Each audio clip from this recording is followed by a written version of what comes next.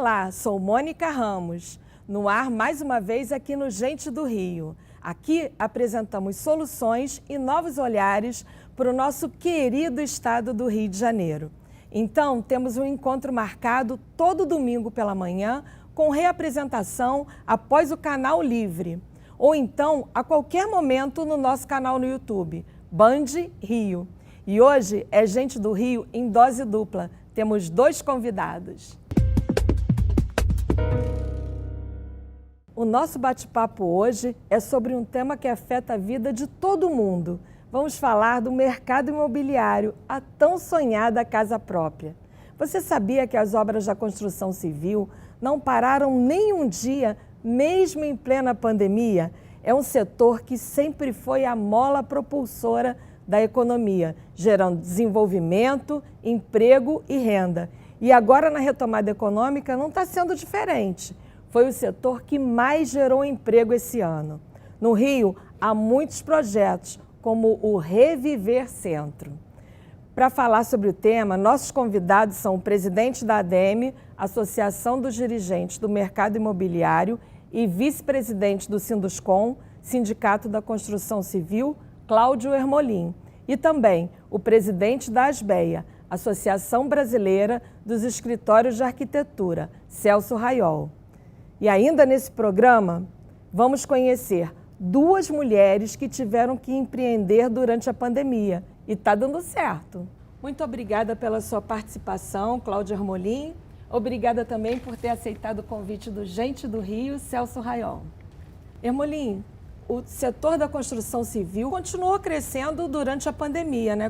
Por que isso? Por que isso aconteceu quando muitos setores estiveram em crise? O grande diferencial que o mercado imobiliário e a construção civil conseguiram demonstrar durante esse período de pandemia foi ser uma indústria de alta vulnerabilidade social.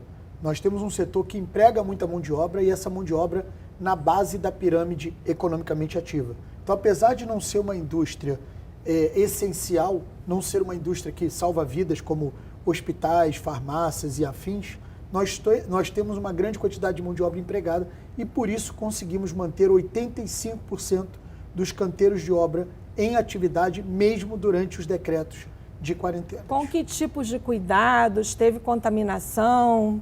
Todos os tipos de cuidados. O mercado imobiliário e a construção civil tem o Serviço Social da Construção Civil, que é o SECONSE. O SECONSE fez um protocolo, aprovou junto ao governo do estado e ao governo municipal, onde, durante aquele período mais crítico da pandemia, se houvesse alguma sinalização de contaminação em algum canteiro de obras, o SECONSE fazia, então, a triagem desses funcionários que tinham essa indicação de contaminação, não sobrecarregando, então, o setor público e depois, caso dando positivo aquela indicação de contaminação, a gente levaria, então, para o tratamento e para todo o protocolo indicado pela Secretaria Municipal e Estadual de Saúde. E o mercado imobiliário aqui no Rio, a expansão continua se dando em direção à Zona Oeste? O mercado imobiliário mudou completamente o vetor de crescimento. Antigamente, os principais bairros de lançamentos, de vendas no mercado imobiliário da cidade eram os bairros da Zona Oeste, Barra da Tijuca, Jacarepaguá, Recreio. E durante os últimos anos, esse vetor mudou completamente. O que a gente assistiu nos últimos 3 anos, basicamente, é que os bairros que antigamente eram os campeões deixaram de ocupar posições de liderança e hoje os bairros que mais têm lançamento e vendas são bairros da Zona Sul. Botafogo, eu acho que talvez, né, Cláudio, assim, acho que foi um dos bairros que mais cresceu, e com novidades, né? Eu acho que isso é legal também, a gente falar dos bairros que, assim, a Zona Sul foi a ação, né? Eu acho que é principal, mercado também muitas vezes de classe média alta, isso também acho que foi demanda, apartamentos pequenos, então a gente teve aí alguns casos muito especiais nessa Zona Sul do Rio de Janeiro. Então, assim, Flamengo também, que era um bairro que não recebia tantos lançamentos, hoje tem muito lançamento, então acho que sim, foi uma vertente grande de crescimento e a gente não parou. Se a gente dividir o mercado imobiliário em 3 grandes clusters, né, que são os imóveis até R$250 mil, que é o Casa Verde Amarela hoje, o antigo Minha Casa Minha Vida. Aí você tem o bloco do meio, que são os imóveis acima de 250, 240 mil, abaixo de R$1,5 milhão, que é o sistema financeiro habitacional, e você tem os imóveis acima de R$1,5 milhão, que é o sistema financeiro imobiliário. O que a gente viu de comportamento nessa pandemia foram que esses extremos do mercado imobiliário tiveram o melhor comportamento, né? O grande aquecimento do mercado imobiliário na cidade, no estado do Rio de Janeiro, estiveram nessas duas extremidades. Pois é, eu queria com falar... o mercado residencial, né? Assim, isso é bem importante também, né, Não tenho Cláudio? dúvida. Que é o residencial foi o crescimento. A gente viu o comercial com uma certa dificuldade, mas o residencial foi o que aconteceu no Brasil inteiro, principalmente no Rio de Janeiro. Pois é, o senhor falou sobre o Casa Verde Amarela, primeira faixa até 250 mil. O governo federal cortou o orçamento para essa faixa. Qual é o impacto que isso vai ter?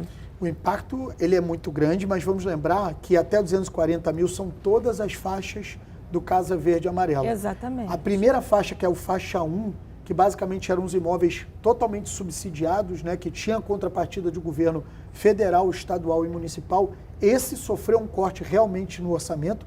Isso impacta em paralisação de obras no estado do Rio de Janeiro, consequentemente não entrega de unidades para uma população carente, né, o que é um contrassenso no momento que a gente pede que as pessoas fiquem em casa e que valorizem a sua habitação. A gente vai deixar de entregar a habitação e você aumenta também o desemprego. A gente está falando de quantas habitações, qual é o déficit disso aí, qual é a falta, né? Quantas pessoas precisam desse tipo de habitação e quantos projetos vão deixar de ser feitos? Hoje no Brasil, nós vivemos num país que tem um dos maiores déficits habitacionais do planeta. São cerca de 9 milhões de habitações, ou seja, 9 milhões de famílias hoje não moram em condições regulares, não têm a sua própria habitação. Esse é um déficit que é um dos maiores do planeta. Quando você interrompe ou você deixa de ter orçamento para realizar o Casa Verde Amarela nessa faixa mais baixa, você está impactando exatamente a parcela da população hoje que está concentrada nesse déficit habitacional. Mas a gente vem até, de certa forma, crescendo um pouco isso até a pandemia, né, Cláudio? A pandemia foi uma divisão de águas, quer dizer, a gente teve crise, é claro, mas a pandemia foi crucial dessa questão da separação, né? A gente acabou não tendo mais nada de habitação de interesse social ou faixas menores, né? A gente já praticamente não construiu mais nada. Então, assim, no Rio de Janeiro, assim, a gente, pela SBEA, pelos associados à SBEA, que a gente tem aí um certo número de pessoas, a atuação foi na Zona Sul do Rio de Janeiro com esses produtos, digamos assim, de arquitetura, que são os apartamentos em boas localizações. As pessoas sentiram que precisavam procurar uma casa nova, isso é muito... mesmo quem tinha uma casa achou que estava com defeitos, né? Assim, acho que foi uma procura de valorizar a casa, o espaço da casa, então pessoas procurando gardens, procurando outros espaços, mas isso aconteceu só para essa faixa, infelizmente, assim, a gente não teve realmente uma abrangência maior. E a pandemia, eu acho que ainda foi uma coisa, de certa forma, ainda mais prejudicial para esses investimentos. A gente realmente está com muita carência de habitação, né, no Brasil de uma maneira geral, mas principalmente no Rio de Janeiro. E o financiamento? A maioria dos imóveis que são comprados são financiados? São. Acho que o mercado imobiliário ele é muito alavancado no crédito, ele é muito dependente do crédito. O crédito imobiliário foi a grande alavanca de retomada do mercado imobiliário. Se a gente for olhar a expectativa de 2020 para o mercado imobiliário na cidade do Rio de Janeiro, era uma expectativa muito positiva. Nós iniciamos o ano de 2020 muito aquecidos, comparando com os anos anteriores. Foi o primeiro trimestre em 2020, foi o melhor primeiro trimestre dos últimos 5 anos, e aí veio a pandemia. Quando veio a pandemia no ano passado, nossa expectativa despencou, né? A gente imaginou que a gente teria um ano pior ou igual a 2017, que foi o pior ano do mercado imobiliário na cidade, no estado do Rio de Janeiro. E o que aconteceu de fato em 2020 foi que a gente acabou tendo uma reação extremamente positiva, terminamos o ano muito distante do ano ruim de 2017, tivemos um ano melhor ainda do que 2019, não surpreendentemente, porque o crédito imobiliário permaneceu aquecido. Se a gente for olhar, o crédito imobiliário vem batendo recorde mês após mês. Por quê? Mesmo com a taxa Selic tendo mudado do patamar de 2 pontos percentuais, como era no ano passado, para hoje 4,25, nós permanecemos com as taxas de crédito imobiliário ainda em patamares mais baixos da história. E com essa perspectiva de subida ainda maior dos juros, isso vai impactar o mercado imobiliário, os financiamentos? Pode ser que sim, exista um impacto no médio e longo prazo. No curto prazo, a sinalização hoje dos bancos é que não vai ter nenhuma mudança significativa na taxa de juros do crédito imobiliário. Mas isso por quê? Mesmo com todo esse aumento de taxa de juros Selic, A proporção do nosso crédito imobiliário com o PIB é muito baixa. Quando a gente vê o Brasil hoje, 10% do PIB é concessão de crédito imobiliário. Você vai olhar em países vizinhos aqui da América do Sul, por exemplo, a gente tem no Chile 23%. Então o nosso crédito imobiliário, por maior que esteja hoje o patamar, ainda é aquém num país de proporções continentais e mais de 200 milhões de habitantes. Hoje é melhor investir o dinheiro ou comprar imóvel? Eu digo que depende da situação da pessoa. A pessoa precisa, ao decidir se vai comprar um imóvel, se vai guardar um dinheiro para comprar o imóvel no futuro, se vai comprar um imóvel com recurso próprio, se vai pegar um financiamento, ela precisa entender qual é a sua situação financeira, qual é o seu momento profissional, porque não adianta se a pessoa tiver o recurso hoje guardado para comprar o imóvel, mas ela estiver desempregada, ela não estiver com uma visão de retomar o emprego, ela não tiver uma renda segura e recorrente, então ela não pode se descapitalizar para fazer um investimento de tamanho vulto que é a compra do imóvel. Então, assim, o mercado imobiliário ele é interessante porque ele tem um menu de opções para todas as situações, para todos os bolsos, para todos os momentos de vida das pessoas.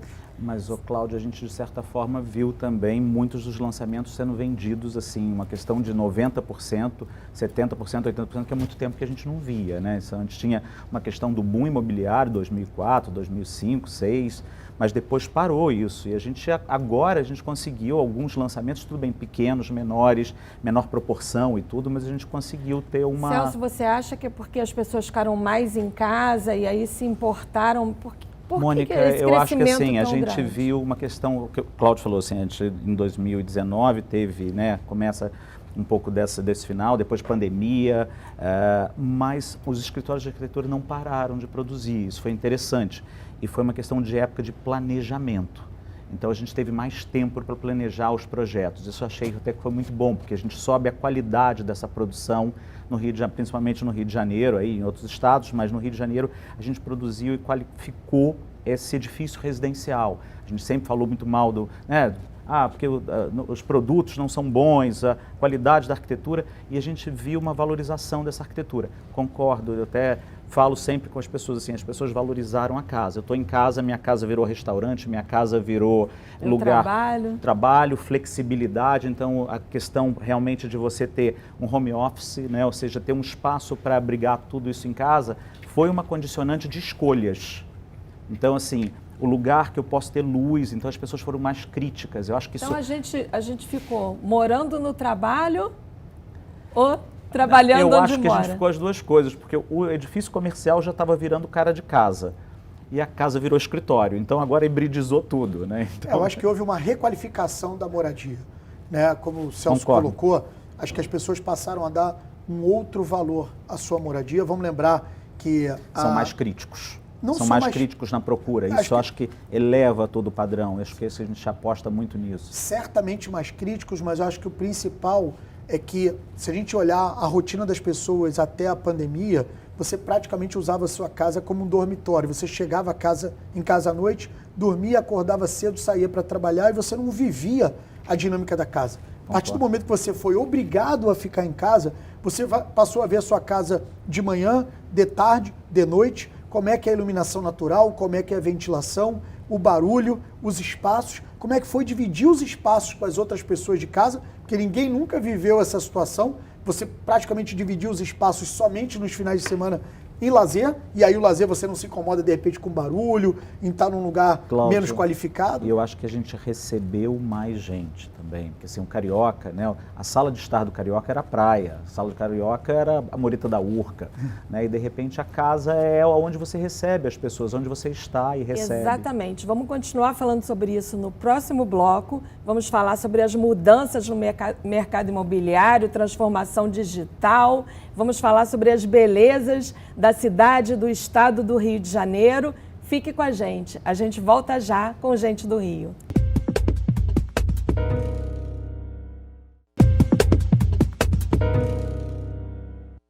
Voltamos com o Gente do Rio, hoje conversando sobre mercado imobiliário, o sonho da casa própria, com o engenheiro civil Cláudio Ermolim e o arquiteto Celso Raiol. Tem muitos prédios vazios no centro do Rio, né, na mudança para o home office. O que vai ser feito? Qual é o futuro desses escritórios na sua avaliação? Hoje muito se pergunta como é que vai ser o novo normal, né? Depois que a gente efetivamente tiver toda a população vacinada e provavelmente entrar numa outra situação de trabalho, como serão as empresas, como serão os funcionamentos das empresas pós esse período. Na prática, nós não acreditamos que a gente vai voltar 100% no modelo presencial, mas também não acreditamos que nós vamos ficar no modelo 100% remoto. Em algum momento, em algum lugar no meio do caminho, é o que a gente acredita que vai chegar. Temos alguns estudos que indicam que provavelmente 30% da mão de obra vai permanecer de forma remota e 70% volta ao modelo presencial. O impacto de 30% já é um impacto bastante relevante, porque se você pegar hoje todas as empresas reduzirem 30% a sua necessidade de espaço, certamente já gera uma requalificação desses prédios comerciais, sejam eles corporativos, sejam eles de salas.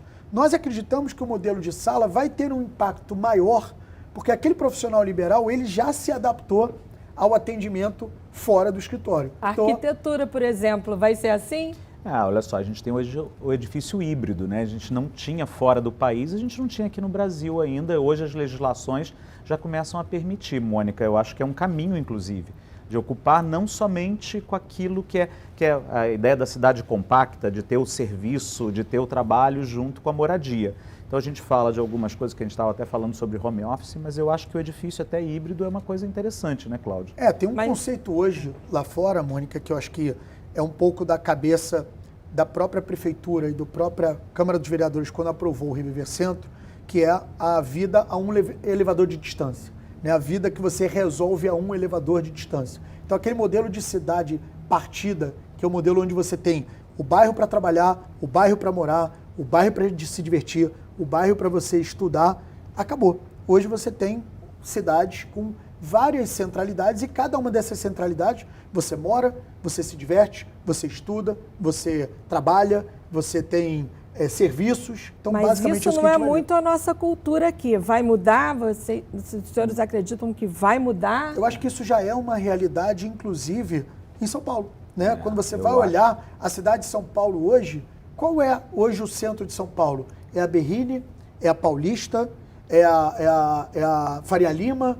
Qual é o centro de São Paulo, né? Onde é o centro de São Paulo? Na verdade, você não tem mais um centro de São Paulo. Você tem vários centros de São Paulo. E hoje, quando você vai, por exemplo, na Avenida Paulista, você tem moradia, você tem escritório, você tem serviço, você tem lazer. A mesma coisa você tem na Berrini, a mesma coisa você tem na Faria Lima. Então, nós acreditamos, como incorporadores, construtores, que o futuro das cidades, não só no Brasil, mas fora do Brasil, é muito mais nesse caminho de você ter essa...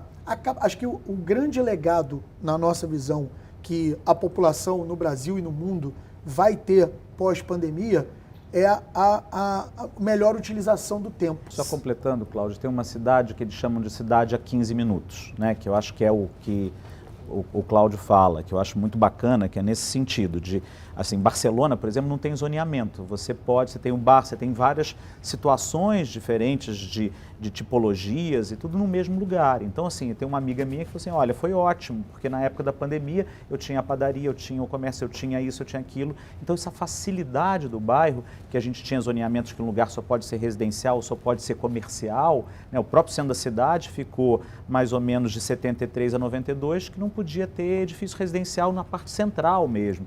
Então, acho que isso faz a diferença. Acho que hoje as pessoas estão procurando essas curtas distâncias, né? A gente já está com o escritório dentro de casa, Mônica, então, assim, quanto mais próximo ele estiver depois, melhor, né? E a mudança para as casas que antes eram de veraneio, né? Aí, no caso, estão aumentando a distância, né? As pessoas estão optando... A segunda moradia, né? Segunda moradia, sim. Quantas pessoas subiram a serra? Aí você pode Rio de trabalhar Janeiro? da serra, né? Eu acho que esse conforto, tem uns amigos que um comprou no Guarujá, outro aí, estou trabalhando, não, estou no Guarujá agora, mas eu não trabalho em São Paulo, não, mas agora eu posso, porque eu tenho trabalho remoto, né? Então, a gente, né, os escritórios todos também intensificaram muito a questão de casas. Então, assim, a quantidade de casas produzidas hoje é muito grande, desses espaços longe, assim, porque você está trabalhando perto, né? Então, a distância que encurtou, né? A nossa visão, assim, certamente o mercado de segunda moradia, ele mudou completamente, né? Nossos números mostram que aumentou em números percentuais 35% a procura nessas regiões que antes eram vistas como segunda moradia, né? Então as cidades serranas, as cidades de praia do entorno da cidade do Rio de Janeiro.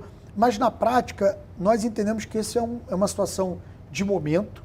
Se isso vai se perpetuar ou não, primeiro, o mercado de trabalho que vai dizer, porque se as empresas permanecerem com o trabalho remoto, você vai possibilitar sim que essas pessoas permaneçam nessas cidades próximas à cidade do Rio de Janeiro. Se o trabalho retornar presencial, dificilmente o cara vai morar num lugar onde ele não tenha condição de manter, né, de trabalhar. Mas o mais importante, Mônica, é o seguinte: infelizmente, nós não temos cidades no entorno da cidade do Rio de Janeiro com uma infraestrutura de hospitais, escolas, universidades, transporte público, internet, água, luz, esgoto, com capacidade de manter as pessoas em primeira moradia. Você tem poucas cidades com essa característica. Então, nós entendemos que essas cidades, sim, podem ser beneficiadas ad eternum com essa nova incursão de pessoas morando lá, não mais só como veraneio, mas agora morando para sempre. O que mudou nessa transformação, com essa transformação digital no mercado imobiliário? Simular as compras também, né, Cláudia? Assim, hoje eu consigo visualizar um projeto e fazer as compras, escolher, fazer um cardápio quase que digitalmente, né, seja desde do trabalho até como eu projeto hoje. Né, assim, a gente vai assim, antigamente tinha a experiência do lugar, você tinha que ir lá, tinha que fazer um stand. Hoje a venda é toda online. Então, assim, você está lá, a experiência do lugar, você sentiu o lugar, 3Ds e tudo. Então, você faz uma parte digital que hoje, principalmente de cardápio de opções, que é muito grande, né? Então, a própria jornada do cliente, que no passado as imobiliárias imaginavam que seria impossível alguém comprar um imóvel de forma remota, né? Ou seja, não visitando fisicamente o imóvel.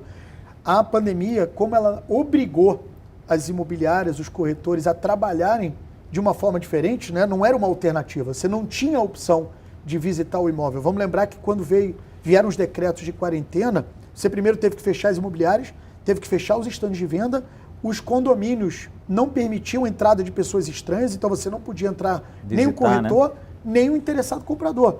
Era impossível. Como então você resolvia isso? Várias medidas criativas. Tour virtual, plantas 3D, fotos de qualidade, e a gente começou a ver inclusive tutoriais onde o próprio cliente vendedor do imóvel com o seu celular fazia a visita do imóvel com o celular e o interessado comprador e o corretor online em algum lugar no computador visitando o imóvel através do celular do vendedor. Já que a gente está falando de transformação, vamos agora ver uma reportagem de duas mulheres que empreenderam durante a pandemia, tiveram que empreender para ter renda durante a pandemia e passaram a vender online. Vamos acompanhar.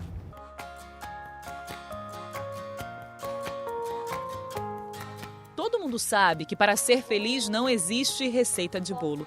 Mas foi justamente entre as batedeiras de chantilly que a Areta encontrou a verdadeira paixão, confeitaria. Aos 36 anos, a moradora de Vaz Lobo, na zona norte do Rio, decidiu mergulhar de cabeça na profissão com a ajuda da tia. Mas os planos precisaram mudar quando elas se depararam com a pandemia. Quando veio a primeira onda da pandemia, a gente teve que fechar a loja física, porque não teve como manter, porque o movimento caiu absurdamente. Primeiro a gente não podia funcionar, e quando reabriu a gente não ia poder ter muitos clientes ali dentro. A loja precisou fechar as portas, mas a Areta seguiu com a mente aberta para novas oportunidades de negócio. Ela instalou uma cozinha no terraço da casa da mãe e fez do limão uma bela mousse. Entre uma encomenda e outra, a empreendedora ainda consegue um tempinho para estar na companhia da filha de 2 anos. O trabalho em casa vem dando bons resultados. O faturamento já dá conta de cobrir o salário que a Areta recebia quando era contratada. Mas dá para adicionar um pouquinho mais de fermento nessa massa. Lá na garagem a gente terceirizava a parte de salgados, que a gente não tinha estrutura para produzir os salgados lá. E aí a minha irmã já fazia por conta dela, o marido dela revendia no trabalho. Então a gente uniu o útil ao agradável. Hoje em dia a gente tem no cardápio algumas coisas salgadas que a gente não tinha. E aí a gente tem o nosso sonho ainda, o objetivo de abrir uma lojinha, eu e ela, com a garagem, a gente não quer deixar esse nome para lá. E ela com a parte salgada e eu com a parte doce. Apoio da clientela não falta. Com a ajuda das redes sociais, a doceira divulga o cardápio da semana e recebe as encomendas. Deu até para inovar. Para dar continuidade com a loja, eu procurei nas primeiras semanas, a cada semana, botar um doce novo no cardápio. E o primeiro doce novo que eu coloquei foi a banoffee, e de lá para cá eu não consegui tirar. Cada semana eu botava um diferente, mas a banoffee sempre permanecia, porque todo mundo perguntava, não vai ter, não vai ter? Então eu resolvi não tirar. Tá com uma cara boa. Agora é hora de entregar. E é com ela mesma. São excelentes. Eu não encomendo mais porque eu sou diabética. Se eu comprar, eu como tudo. São muito bons, excelentes, maravilhosos. Bem pertinho do ateliê de doces, tem mais gente empreendendo. Mas dessa vez o comércio é todo virtual. Eu gosto muito de moda, eu gosto de me vestir, eu gosto de buscar inspirações na internet. E é isso, eu tô muito ligada nesse meio, assim. Eu desde pequena sempre fui muito vaidosa, então eu sempre gostei muito disso, de me arrumar, de me produzir. E eu achei que no momento a roupa era algo que tá super em alta, né? E algo que eu gosto de fazer. Eu gosto muito de trabalhar com a roupa. Sem sair de casa, a Bruna deu o primeiro passo profissional. Pesquisou aqui, se inspirou ali e decidiu trabalhar com a venda online de roupas e sapatos femininos. Esse é o primeiro emprego dela. Na Tucam Modas, tudo é feito pelo celular. A equipe é determinada. Seleção de peças, compra, revenda, atendimento, marketing financeiro, ufa! Haja disposição. Mas além do faturamento, Bruna se sente realizada ao ver que a missão foi cumprida, a de inspirar outras mulheres a se amarem como são. Minhas clientes, elas são mulheres de espírito jovem, independente da idade. Porque hoje em dia não tem essa de idade. Você tem que se sentir bonita, se sentir jovem, se sentir bem. Nada mal para alguém tão jovem, né? Seja na roupa, seja no doce, vamos estimular e vamos apoiar as mulheres empreendedoras, né? Bacanérrimo. Com certeza. A Câmara do Rio aprovou o projeto Reviver Centro. Ele prevê a transformação de prédios abandonados ou vazios no centro da cidade. Vem aí o renascer do centro? O problema do centro da cidade ele é anterior à pandemia. Nós fizemos um levantamento, a ADEME e Sinduscom, muito antes da pandemia, cerca de 2018, 2019, onde já apontavam 4 mil imóveis vazios, fechados e abandonados no centro da cidade. Nossa, mas isso tem uma região específica ou é distribuído? Distribuído no centro, inteiro, e quando a gente fala de 4 mil imóveis, não são 4 mil salas ou 4 mil lojas. São 4 mil prédios, casas ou sobrados. Ou seja, empreendimentos, matrículas vazias. Isso por quê, Mônica? Porque mesmo antes da pandemia, nós já tínhamos um problema de economia na cidade do Rio de Janeiro, no estado do Rio de Janeiro. Nós já vínhamos sofrendo com o fechamento de empresas, com perda de postos de trabalho, com a própria dificuldade do centro em manter aquela pujança que já teve no passado. Então, essa discussão do Reviver Centro, o mercado imobiliário, a construção civil, a própria ASBEA, já vem provocando essa discussão desde 2019. Então, um projeto semelhante ao Reviver Centro já tinha sido colocado na Câmara em novembro de 2019, muito antes da pandemia. Obviamente, a pandemia só piorou a situação, acelerou essa degradação e tornou ainda mais urgente a necessidade de se retomar e se revitalizar o centro da cidade. E o projeto ficou legal, ficou bom? Vocês acham que vai gerar investimentos da forma que ele foi aprovado na Câmara? Olha, Mônica, assim, só completando aí o Cláudio, assim, a gente estava vendo que o centro da cidade foi um dos lugares que mais a gente recebeu legislações diferentes para esse estímulo. Então, assim, eu acho que a gente tem sempre que acreditar. Então, assim, eu acredito nesse projeto porque eu acho que a gente precisa dessa revitalização e rápida, né? Porque a degradação ela vai numa escala muito acelerada. Então, a pandemia ainda deixou isso mais evidente. Então, esse abandono, principalmente do patrimônio da gente, está no centro da cidade do Rio de Janeiro, né? Então, eu acho que é a hora de fazer um evento como esse. Eu acho que a gente precisa. Mais do que acreditar, porque o projeto ele prevê exclusivamente investimentos privados, né? 100%, então, 100% privado. As empresas têm que estar dispostas a investir. Elas estão dispostas? Mônica, acho que a grande diferença do que a gente tem para o Reviver Centro, para o que já aconteceu no passado, só relembrando que o Celso acabou de colocar, diversos projetos já foram realizados tentando mudar a realidade do centro e até recentemente incentivando a moradia, né? Mudando a transformação de comercial para residencial. Acho que a grande diferença que hoje tem no Reviver Centro, primeiro, é a operação interligada. Então nós, como mercado imobiliário, acreditamos muito no potencial dessa operação interligada. Operação interligada de comer, de beber ou de passar no rosto? A operação interligada, ela possibilita que você, ao executar um projeto dentro do centro da cidade, você ganhe potencial construtivo para ser realizado em outro bairro da cidade. Então você construiu 1.000 metros quadrados no centro da cidade, você tem direito a um percentual desses 1.000 metros quadrados para fazer em Ipanema, em Copacabana, no Leme, Ou seja, na Tijuca. isso é uma forma de atrair as empresas para investir numa coisa que é de maior risco, que é o centro da cidade. Exatamente. É isso? A conta é simples. Hoje, se você for fazer um empreendimento no centro, por mais que você gere um incentivo tributário, fiscal ou até em termos de legislação, você tem um risco comercial, né? Acho que ninguém aqui hoje teria a disponibilidade de pegar um recurso e comprar um imóvel para morar no centro, porque existe ainda um entorno que precisa ser melhorado, né? Lojas fecharam, postos de trabalho fecharam, há uma degradação hoje do centro, há um problema de segurança pública, então isso hoje gera uma insegurança para a comercialização de um empreendimento hoje residencial no centro. Como é que você compensa esse risco comercial?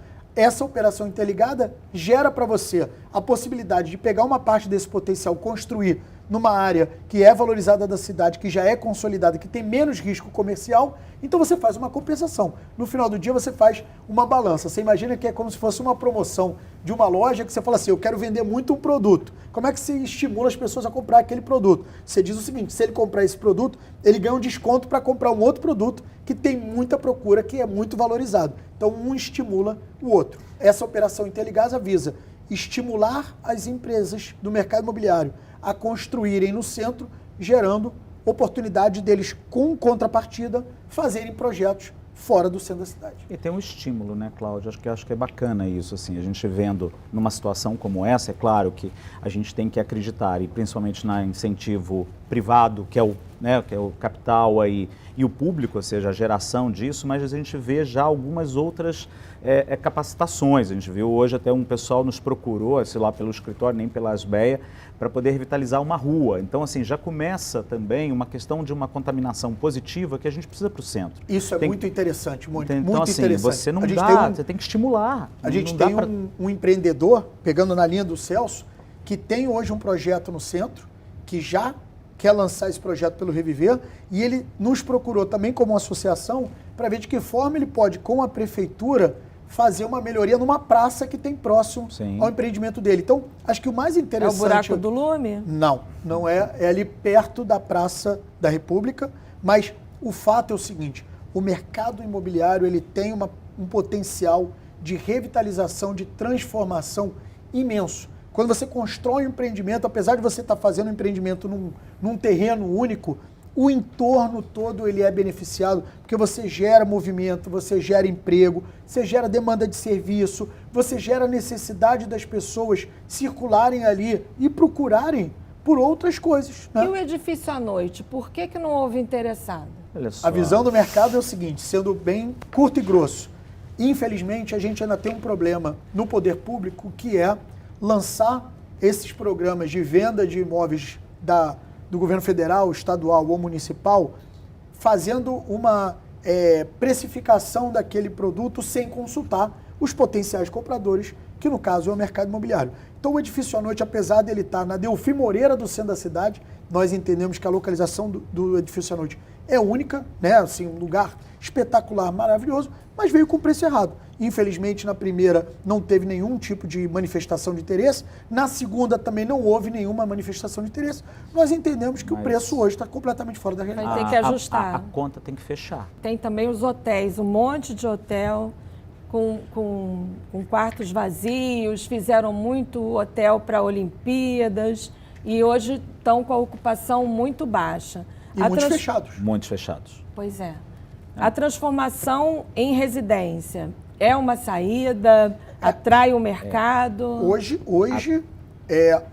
obviamente, você pode fazer a transformação desde que você atenda a legislação vigente daquele bairro. Essa é a nossa questão. Esse então, é o problema. Então, na hora que você transforma um hotel num residencial, você precisa atender a legislação e aí você entra, e o Celso é craque nisso, você entra na questão do tamanho das unidades, da exigência de vagas e da questão da área de lazer que você exige hoje no residencial. Cláudio, tem um complemento, né? Tem alguns hotéis que, de certa forma, ficaram gravados, ou seja, eles estão mais altos do que poderia ser o vizinho, etc. Então, só foram benefícios da lei na época da construção de hotel, que favorecia o hotel. E aí você, hoje em dia, tem alguns que você não consegue converter em residencial, por um impedimento de lei. Então, assim, ainda temos essas questões também que a gente tem que somar a toda essa, não só a adaptabilidade de um hotel como esse, de elevadores, do que for, mas também essa questão de legislação. A gente também não tem toda a legislação que acompanhe todas essas transformações. O Cláudio falou duas coisas do centro, ou seja, a gente fez um projeto no centro residencial, de imediato as lojas de baixo já foram locadas. Então também existem esses espaços transformadores. O edifício à noite é um. Então, assim, eu confidencio aqui que eu acho que ele tinha que ser residencial, acho que é o caminho para ele, mesmo porque a gente tem edifícios comerciais que vão para a área do porto e na direção do centro da cidade, que eu acho que seria uma centralidade Pois é, disso. já teve esse projeto para o porto que não deu certo. Agora a prefeitura está lançando o Porto Maravale. Eu não digo que o porto não deu certo. A minha visão de mercado imobiliário é que o porto ele sempre foi um projeto de longo prazo, médio e longo prazo. A gente conseguiu, como cidade, derrubar a perimetral, transformar aquela região numa região hoje agradável. Infelizmente, no passado, quando a gente tinha aquela perimetral, as pessoas tinham medo. As pessoas tinham medo de circular ali. Ali não era um lugar convidativo. Na hora que você termina com a perimetral, cria aquele bulevar, gera toda aquela possibilidade de vista, de circulação na região do Porto. Eu acho que já existe um ganho inicial. Obviamente, logo depois do projeto do Porto Maravilha, veio a crise, né? Veio uma crise não só do mercado imobiliário, mas uma crise geral. Antes da pandemia, os prédios ali já não estavam ocupados, A crise né? Já do tinha um mercado problema imobiliário, ali. a crise do mercado imobiliário dificultou a evolução do Porto. Temos uma questão específica no Porto, que são as CEPACs, que foram adquiridas na totalidade pelo Fundo Imobiliário Porto Maravilha, que é gerido pela Caixa, com recursos do Fundo de Garantia. Então, tem um imbróglio que precisa ser resolvido também com a Caixa. Então, acho que é muito penoso a gente dizer que o projeto do Porto não funcionou por alguma questão. Acho que ali... Ele pegou um momento também muito difícil. Muito difícil, né? Muito muito difícil. Do difícil. Brasil, de uma maneira geral. E esse novo projeto? Vocês acham que agora vai? Eu acredito que o Porto ele vai acontecer. Acho que o Porto Maravilha, assim como sendo a cidade, eles têm características e pré-requisitos fundamentais para um lugar de valorização para o mercado imobiliário, que é mobilidade urbana. Você não tem um lugar na cidade do Rio de Janeiro, no estado do Rio de Janeiro, e posso te dizer que no Brasil, com a quantidade de modais de transporte público de massa, como você tem no centro e no Porto Maravilha. Você tem todos os modais chegando no Porto. Você pode chegar de trem, de ônibus intermunicipal, interestadual. Você pode chegar pela linha amarela, linha vermelha, Avenida Brasil, Ponte Rio-Niterói. Você pode chegar pelo VLT, pelo BRT, pela barca, pelo avião do Santos Dumont. Então, os pré-requisitos, diferente de outros lugares da cidade, são excepcionais. Eu acho que assim, a gente quer que dê certo, né? Eu acho que isso é importante, assim.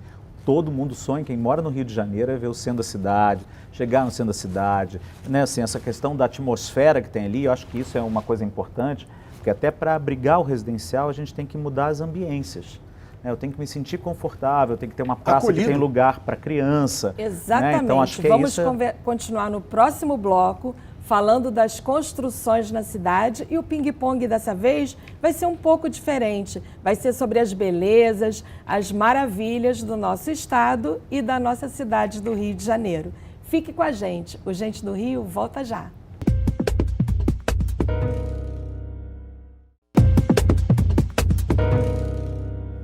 Estamos de volta com o Gente do Rio. Nosso bate-papo hoje é sobre o mercado imobiliário, a tão sonhada casa própria. Hoje, nossos convidados são o engenheiro civil Cláudio Ermolim e o arquiteto Celso Raiol. Cláudio, agora está em discussão na Câmara o projeto 136, que trata dos imóveis tombados ou preservados, mas que estão abandonados. Qual é a proposta de vocês para isso? O que vocês acham que deve ser feito? O mercado acha? Bom, nosso entendimento é que, primeiro, e eu acredito que o Celso também corrobora dessa mesma visão, é que não pode uma cidade que se propõe a ser capital mundial da arquitetura não ter um projeto para imóveis tombados e preservados, né? Então a gente precisa efetivamente tratar desse tema. 136, ele possibilita a transformação e mudança de uso desses imóveis tombados e preservados.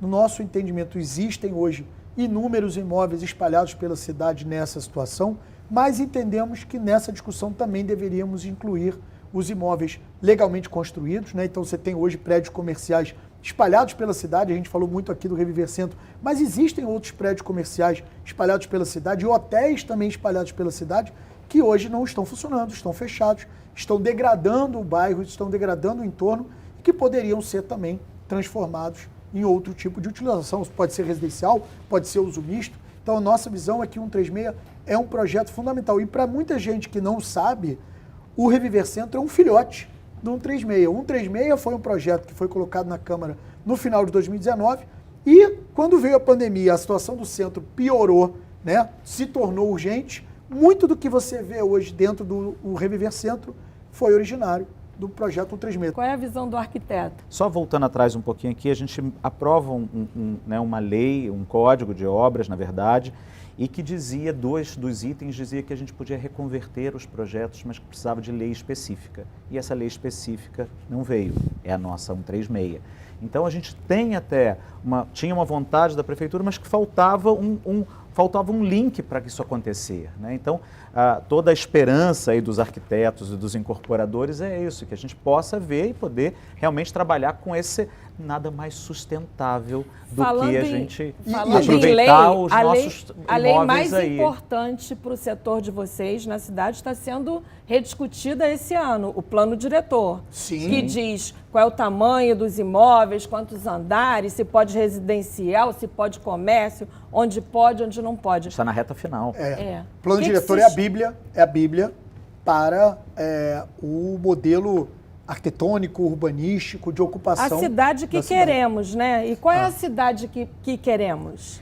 A cidade, ela precisa se modernizar, né? As pessoas, a população, as famílias, o modelo de família, o modelo de habitação, ele mudou completamente. Já vinha mudando por conta de todas as transformações que aconteceram no mundo e vem mudando mais aceleradamente depois da pandemia. E a legislação, ela precisa acompanhar. A gente tem um exemplo clássico na cidade do Rio de Janeiro, que foi a mudança do Código de Obras em 2019, como o Celso já comentou. Essa mudança do Código de Obras em 2019 mudou por completo a situação de alguns empreendimentos da cidade do Rio de Janeiro. Muitas leis, né, Cláudio? O nosso Código de Obras era enorme, foram para 40 itens, né? Então, uma forma de simplificar e da gente poder construir uma cidade. Modernizar, desburocratizar. Vamos ver o exemplo dos imóveis compactos. Na cidade de São Paulo hoje, 35% do volume de imóveis comercializados e lançados na cidade de São Paulo são dos imóveis compactos, um quarto, estúdios ou o nome que a gente queira dar. Na cidade do Rio de Janeiro, até 2019, isso não era possível. Então as pessoas vinham para o Rio de Janeiro e falavam assim, poxa, eu queria comprar um imóvel pequeno, queria comprar um imóvel compacto, meu primeiro imóvel, não queria comprar um imóvel com vaga porque eu não quero ter um carro, né? O público hoje, tem um público hoje que não quer ter carro, tem um público hoje que não quer pagar pela garagem. A garagem tem um custo. Para você construir esse custo é repassado. Como é que vocês enxergam a cidade daqui a 5 anos, por exemplo? Eu, particularmente, eu enxergo uma cidade com projetos muito mais integrados entre o trabalho e a moradia, projetos com muito mais modelos de compartilhamento, né? Acho que mas, Cláudio, acho que assim, há 5 anos eu acho pouco, sabe, Mônica? Né? Assim, a gente pensando em cidade...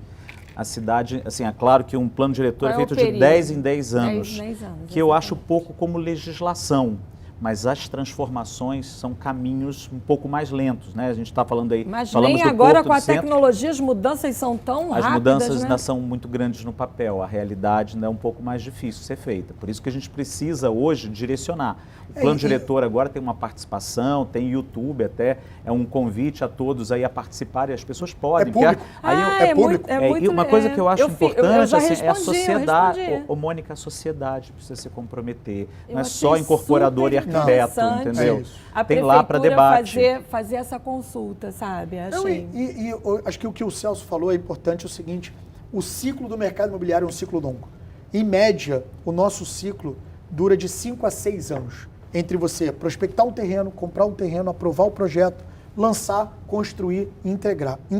Então o que a gente está dizendo é o seguinte, qualquer mudança na legislação hoje, você vai ter um impacto daqui a 5 ou 6 anos. Mesmo com a tecnologia, os hábitos de consumo tendo mudado, todo mundo hoje fazendo compras online, pela internet e tal, mas tem uma coisa que infelizmente não mudou tão radicalmente, que é esse processo do mercado imobiliário da construção civil. Então você ainda tem um ciclo longo. Mas a prefeitura já agora fez uma mudança agilizando o licenciamento. Foi boa? O licenciamento integrado certamente é muito bom. Certamente é muito bom. O que é o licenciamento integrado? Basicamente, o que a Secretaria de Desburocratização e Desenvolvimento Econômico fez, né, através do secretário Chicão, foi colocar em prática muito do que já era previsto no plano diretor que foi aprovado há 10 anos atrás. Ou seja, que é você fazer autodeclaração. A mesma coisa que hoje você faz no seu imposto de renda, que você vai lá, coloca as suas informações e diz que aquelas informações são verídicas. No mercado imobiliário, quando você entrava para fazer a aprovação de um projeto, por mais que você tivesse um arquiteto, um engenheiro assinando aquela planta, assinando aquele projeto, você passava por uma via crucis de análise, de aprovações, de verificações que, na minha visão, eram desnecessárias, dado que do outro lado da mesa você tinha um profissional. E as construções irregulares? Olha, Como é que se combate isso? Porque parece que isso é inevitável na cidade do Rio de Janeiro, né? Mônica, o problema hoje... cidade informal cresce, né? Então a gente, assim, é muito difícil. Mesmo na universidade, sou professor da PUC, os debates são muito grandes, mas ainda ninguém tem principalmente no Rio de Janeiro, que cresce muito exponencialmente, é difícil. Como é que a fiscalização é o caminho, né? A gente não tem jeito. Né? Nós entendemos como mercado o seguinte, a gente entende que, primeiro, a legislação ela precisa ser mais simples, mais clara, e o processo tem que ser menos burocrático. Hoje, o maior inimigo do mercado imobiliário é a informalidade, são as construções irregulares, porque essa ilegalidade e essas construções irregulares, elas não passam por nenhum processo que a gente passa.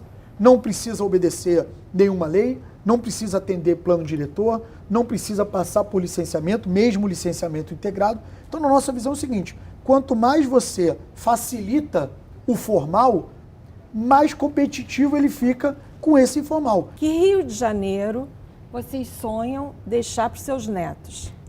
Esse Rio de Janeiro que eu acabei de falar, onde o restaurante ele possa ter a valorização por ser um estabelecimento legal, que gera emprego, que paga imposto, que está ali, inclusive, gerando oportunidades para o mercado imobiliário fazer outras lojas. A mesma coisa o lojista, a mesma coisa o mercado imobiliário, e todas as atividades legais e regulares, elas sejam efetivamente muito mais valorizadas do que elas são hoje. Eu acho que nós todos precisamos nos indignar quando vemos essa informalidade, essa irregularidade tomando o espaço do regular e do formal.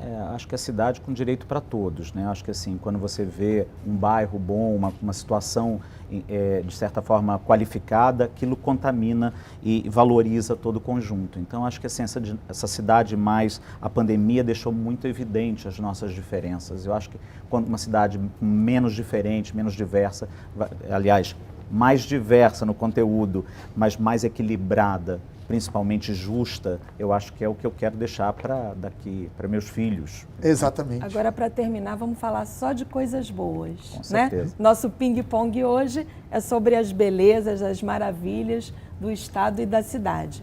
Qual é a cidade mais bonita do Rio de Janeiro, do ponto de vista da arquitetura?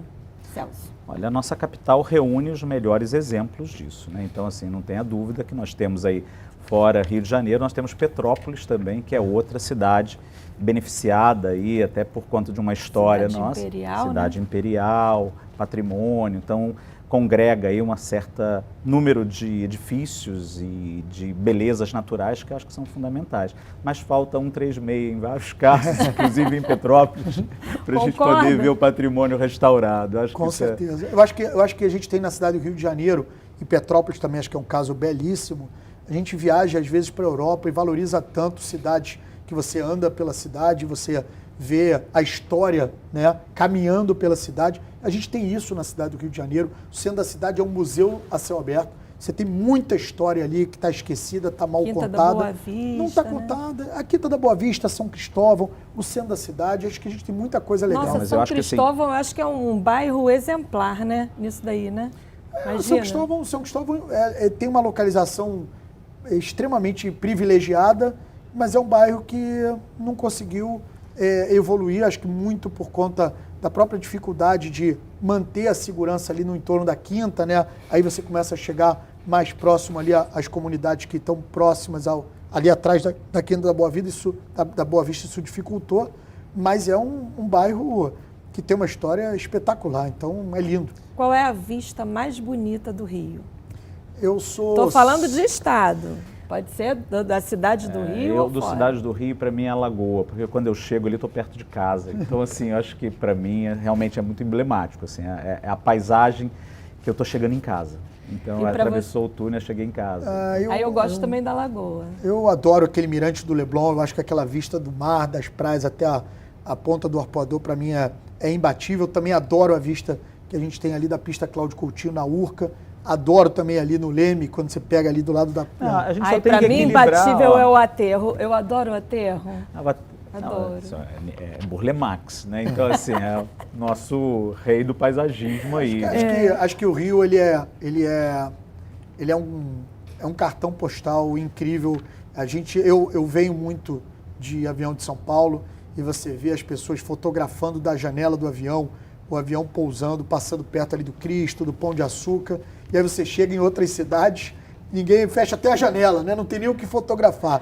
Então, assim, a gente vive numa cidade realmente abençoada por Deus. Qual é o prédio mais bonito? O edifício mais bonito? É. Para mim, o MAN é um destaque na paisagem. Então, assim, eu sou muito fã do Eduardo Ride. Assim, ele fez um projeto que conversa com a paisagem. Eu não sou um arquiteto conhecedor como o Celso, mas eu adoro aquela orla do Flamengo, né, em frente ao aterro do Flamengo. Achei aqueles prédios Biarritz, né, aqueles prédios... Sim, é um conjunto de prédios. Eu sou fã, acho que aquilo ali, sei lá, eu acho que a mistura do novo com o antigo é algo sensacional que o Rio tem. A gente deveria valorizar mais esse... Mas sabe, uma das coisas mais bonitas, Cláudia, é o conjunto. É o conjunto que faz a diferença. É a mistura. O Flamengo, aquela praia do Flamengo, né? Você tem o aterro do Flamengo, que é lindo, e depois ainda vem os edifícios, quase que na mesma altura, aquele skyline da cidade, é realmente a cidade E no que a gente mesmo quer. afastamento, né? Você não tem aquele prédio esse para frente e para trás. É muito bom. Qual é o lugar mais charmoso do Rio? Para mim é a Urca. Eu adoro o Jardim Botânico. Assim, a questão mistura dos restaurantes, você caminhar, né, assim, caminhar até tarde, ver a lagoa, passear, que aí você vai indo ali por aquelas ruazinhas do Jardim Botânico, para mim realmente é um charme. Eu tenho uma lembrança enorme com meu pai de caminhar pela Urca, pescar ali na mureta, parar o carro e andar, parece que você está andando numa cidade do interior que parou no tempo. Mas a gente tem isso no Rio, né? A gente tem tantas ambiências diferentes que a gente está em várias cidades na mesma cidade. Exatamente. Né? Onde gostam de comer? Eu adoro comer em qualquer lugar. Não, eu também acho que assim, acho que esse contato, quando tem um restaurante, tem alguma coisa ligado à rua, tem uma varanda e tudo, eu acho que é sempre um prazer no Rio de Janeiro. Né? Então, assim, Aí a gente pode aqui conciliar a culinária com a vista, né? Você tem lugares incríveis na cidade do Rio de Janeiro que você junta a vista com a culinária, com o ambiente, porque eu acho que o ambiente, né? E aí vai a vista, a iluminação, o serviço, a culinária, né? exatamente. Assim, é o conjunto uma coisa da reforça obra. a outra. Exatamente. Tem algum lugar que gostariam de morar ou moram onde gostariam? Eu sempre morei ali pelo Jardim Botânico e Lagoa. Para mim é um bairro que eu escolhi vindo para o Rio de Janeiro. Eu estou aqui há 30 anos, vim de Volta Redonda, então quer dizer, foi o lugar que eu escolhi, realmente eu migro para o mesmo bairro em vários momentos.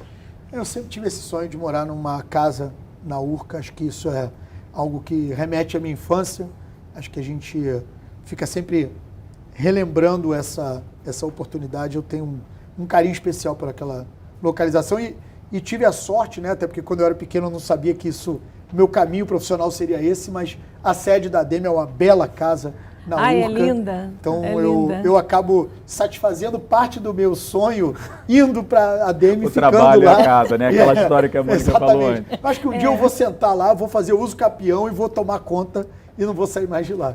Pois é, eu ia perguntar um sonho, mas então o seu já está realizado, né? Ainda não tomei posse, mas vou fazer uso capião da sede da ADM. E o seu? Sonho, assim, com relação à cidade, não sei, acho que assim, tem umas horas que a paisagem natural tinha que ser tão bonita quanto a construída. E aí eu acho que de vez em quando a cidade ainda fica a dever isso. O meu sonho é que a paisagem construída seja tão bonita quanto a natural. O papo foi muito legal. Muito obrigada pela sua participação. Que bom, seu adorei, sonho. Mônica. Muito obrigada, Cláudia Armolin. E o Gente do Rio fica por aqui, mas semana que vem tem mais. Um beijo.